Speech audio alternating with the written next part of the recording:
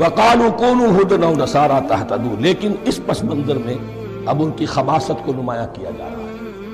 کہ یہ تو تھی وصیت ابراہیم کی اور یعقوب کی، اور اس وقت کے یہود و نصارہ کا کیا رویہ ہے؟ قَالُوا كُونُوا هُودًا أَوْ نَصَارَىٰ تَهْتَدُوا، وہی متحدہ محاذ حضور کے خلاف۔ یا تو یہودی، انہوں نے کہا کہ یا یہودی ہو جاؤ یا نصرانی تو ہدایت پر ہو جاؤ گے۔ قل بل ملت ابراہیم حنیفا، کہہ دیجیے نہیں، بل نتبع، ہم تو نتبع یہاں پر محذوف مانیے،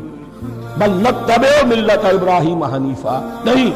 ہم تو پیروی کریں گے ابراہیم کے طریقے کی، بالکل یکسو ہو کر۔ وما کان من المشرکین، اور وہ مشرکوں میں سے نہیں تھے۔ قولوا آمنا باللہ، اب یہاں مسلمانوں کو حکم دیا جا رہا ہے، دیکھو تم ان کے جو کچھ وہ کہتے ہیں اس کے جواب میں تم یہ کہو، قولوا کہو آمنا باللہ، ہم ایمان رکھتے ہیں اللہ پر، وما انزل الینا، اور جو کچھ نازل کیا گیا ہماری جانب، وما انزل الی ابراہیم و اسماعیل و اسحاق و یعقوب، جو کچھ نازل کیا گیا ابراہیم اور اسماعیل اور اسحاق اور یعقوب کی طرف، والاسباط، اور ان کی اولاد کی طرف، وما اوتی موسیٰ و عیسیٰ، اور جو کچھ دیا گیا موسیٰ کو اور عیسیٰ کو، وما اوتی النبیون من ربہم، اور جو کچھ دیا گیا تمام نبیوں کو ان کے رب کی طرف سے، لا نفرق بین احد منہم، ہم ان میں سے کسی کے مابین تفریق نہیں کرتے، ہم سب کو مانتے ہیں۔ دیکھیے ایک ہے تفضیل، کسی کو ایک کو زیادہ افضل سمجھنا دوسرے سے، یہ اور بات ہے، وہ تو سورہ آل عمران میں آئے گا، تلک الرسل فضلنا بعضهم علی بعض۔ تفریق یہ کہ ایک کو مانے ایک کو نہ مانے، ان رسولوں میں سے ایک کا انکار سب کا انکار، لا نفرق بین احد منہم ونحن له مسلمون، اور ہم نے تو اسی کی فرما برداری کا قلادہ اپنی گردن میں ڈال لیا۔ فَإِنْ آمَنُوا بِمِثْلِ مَا آمَنْتُمْ، پھر اے مسلمانوں اگر یہ بھی ایمان لائے یہود اور نصارہ بالکل اسی طرح جیسے تم ایمان لائے ہو، نو کمپرومائز،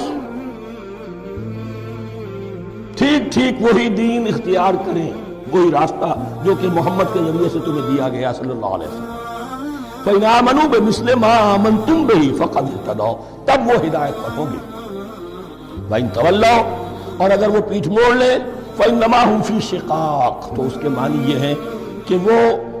زدم زدہ میں اور دشمنی کے اندر وہ مبتلا ہو چکے۔ فَسَيَكْفِيكَهُمُ اللَّهُ، تو اے نبی آپ کے لیے ان کے مقابلے میں اللہ کافی رہے گا، آپ فکر نہ کریں، آپ کسی کمپرومائز کی دعوت کی طرف توجہ نہیں کریں، کچھ دو کا معاملہ سوچیں نہیں، ان کی مخالفتوں سے آپ مرعوب نہ ہوں،